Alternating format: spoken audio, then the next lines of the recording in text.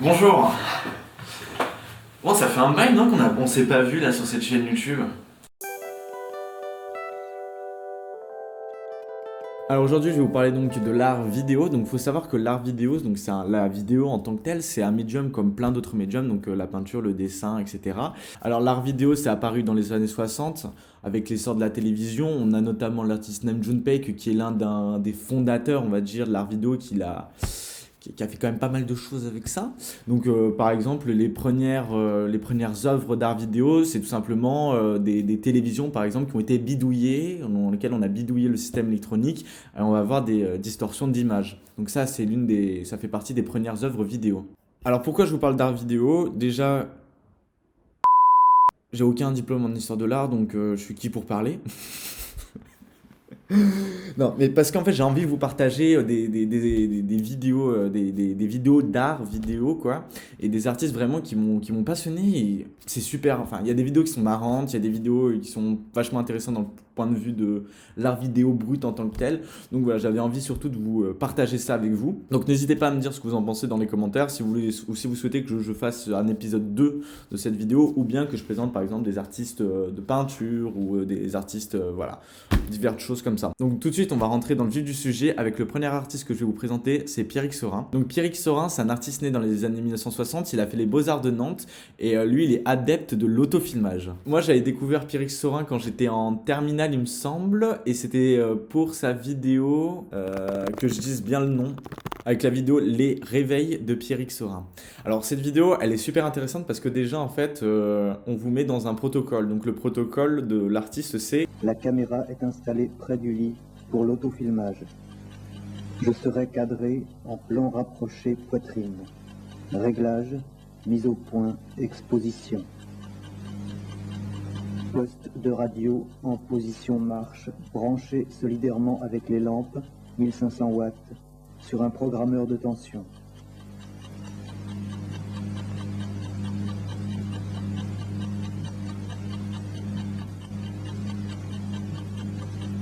Le micro disposé à la tête du lit a pour fonction la... Dans Les Réveils de Pierrick Saurin, en fait, c'est tout simplement Pierrick Saurin qui se filme chaque matin. Et il déclare sans cesse à chaque réveil qu'il... Ce soir, il faudra que je me couche tôt. Ça nous touche tous, on a tous vécu ça, à chaque fois on se réveille, on se dit demain je vais me coucher tôt, et finalement c'est jamais le cas. Mais ce qui est marrant, c'est dans cette vidéo, c'est vous allez voir l'accumulation, enfin le comique de répétition, on le voit tous les matins se réveiller et dire demain, là, j'en peux plus. Demain, faut que je me couche tôt. Et il n'y arrive jamais. Et vous allez voir, il y a ce comique de répétition qui est assez marrant. Mais aussi, ce qui est important, c'est donc l'autofilmage. C'est le protocole qui va en émaner au début. Donc le protocole, il le présente clairement au départ de la vidéo.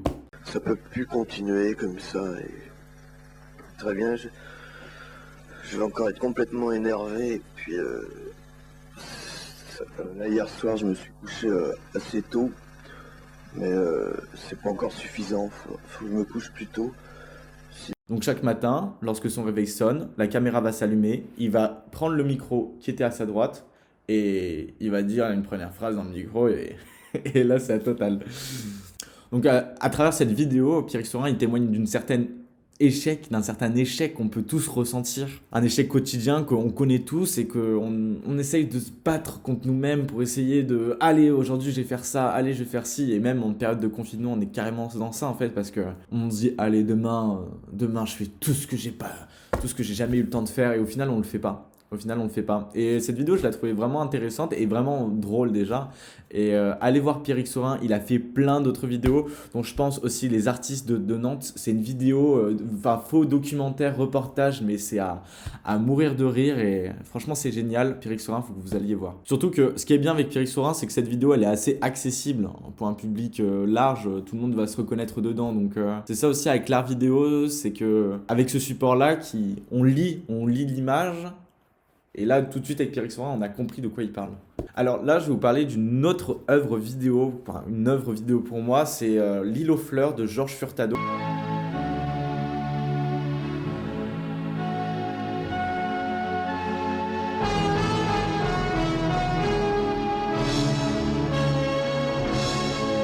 Donc en fait, c'est une vidéo où on commence dans un champ de tomates. Banlieue de Porto Alegre, état du Rio Grande do Sul, à l'extrême sud du Brésil.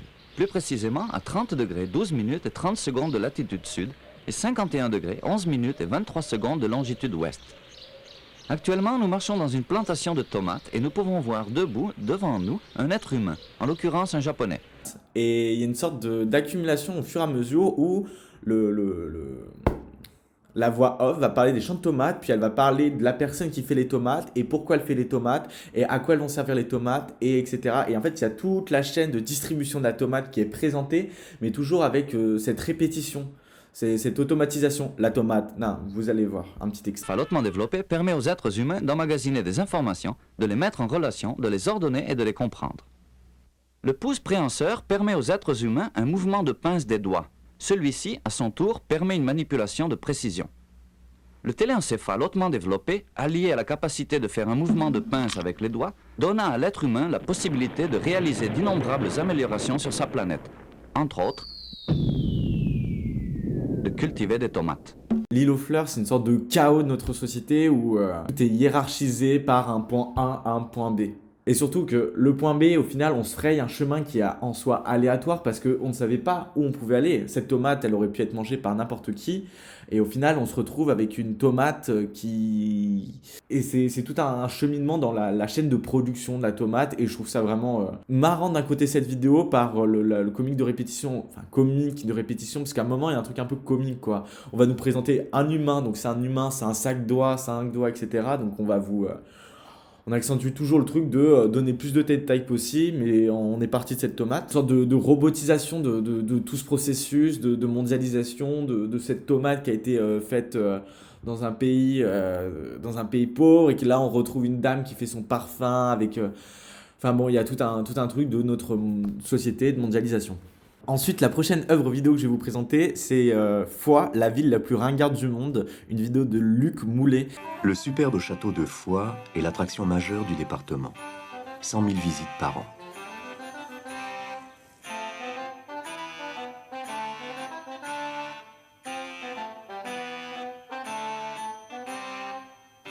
Foix, habité par les Fuxéens, recèle bien d'autres merveilles. Les maisons sont hautes, la plus grande. Certaines ont un double toit. Cette vidéo aussi, elle m'avait fait rire. C'est ça que j'aime bien dans leurs vidéos, c'est qu'ils ont beaucoup d'humour. Il y a des artistes qui ont beaucoup d'humour et ça, j'aime bien. Et donc Luc Moulet, en fait, il va faire une présentation de la ville de Foix. Et ce que j'aime bien aussi, c'est tout ce comique où il va présenter quelque chose qui a rien de fantastique. On se demande même pourquoi il présente ça, parce que c'est comme si je disais... Regardez ce mur derrière, ce mur blanc. Non mais bref, c'est de faire une éloge de quelque chose qui est pas terrible. Et en plus, on le sent que c'est pas terrible. Mais c'est marrant, c'est drôle. Extrait. Et 2 petits hôtels sans restaurant. Un autre ouvre 6 mois par an.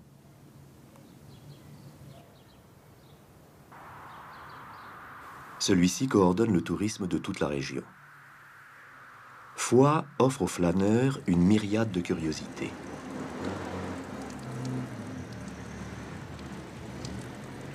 De toute façon, il y aura toutes les vidéos qui seront dans l'espace description de la vidéo. Donc, je vous invite à aller voir après la vidéo plus en détail les différents artistes et les différentes pièces que je vous présente. Donc, le prochain artiste que je vais vous présenter, c'est Martin Arnold avec Passage à l'acte. Donc, dans Passage à l'acte, Martin Arnold réutilise des vieux films et il va les modifier, il va les répéter. Je vous laisse un petit extrait pour que vous compreniez assez rapidement.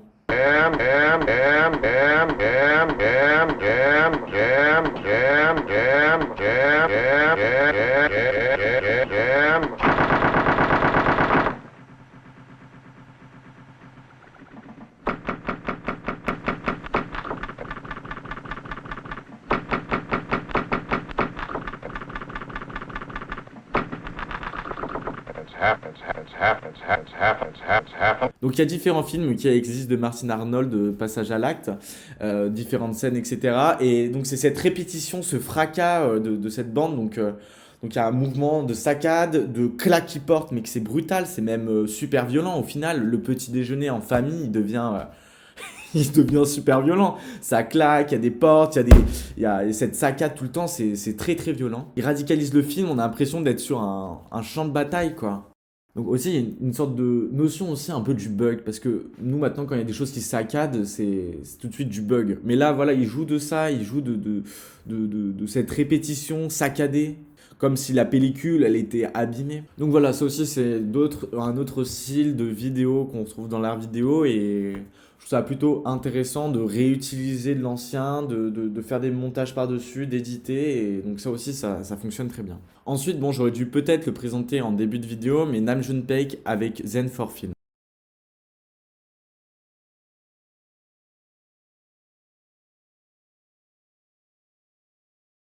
Donc, Nam June Paik, en fait, c'est l'un des fondateurs, comme j'ai dit en début de vidéo, de l'art vidéo. Donc, c'est vraiment lui qui a commencé à utiliser la vidéo comme matériau à produire. Et donc, dans Zen for Film, ce que j'aime bien, c'est un petit peu. Ce que j'aime bien dans Zen for Film, en fait, c'est cette question de méditation. De cette bande vierge qui déroule, et juste le fait d'avoir des petits défauts sur cette bande, des petites rayures noires ou des petites poussières, c'est le film. Donc, c'est l'amorce vierge de la pellicule qui est exposé et qui est diffusé, et au final, voilà, on se retrouve devant cette image, on la regarde, on se dit putain, c'est quoi cette merde, y a rien. Non, mais on la regarde et on voit qu'il y a du mouvement, parce que c'est pas simplement un écran blanc qui est projeté, c'est un écran blanc mais avec des poussières qui s'y collent, il y a comme j'ai dit, la pellicule elle s'abîme, et du coup c'est le film vierge, la jeunesse du film, c'est la pellicule qui est vierge. Ensuite, comme dernier artiste, je vais vous présenter Joël Bartolomeo. Donc ça, c'était un prof que j'avais aux Beaux-Arts, mais j'aime vraiment bien son travail, donc voilà, je le présente. Ouais, tu présentes tes profs. Le dernier artiste que je vais vous présenter, c'est Joël Bartolomeo avec l'œuvre La Tarte au citron. En fait, Joël Bartolomeo, il filme... L'école. Et eux, jeudi, vendredi, on en fait quoi? Bah, y a juste le vendredi. Le vendredi. Bah, jeudi matin, tu m'as dit. Non, jeudi dans l'école, jeudi. Bah, c'est ce que je te pose comme question, tu m'as dit que non. Je me suis trompé.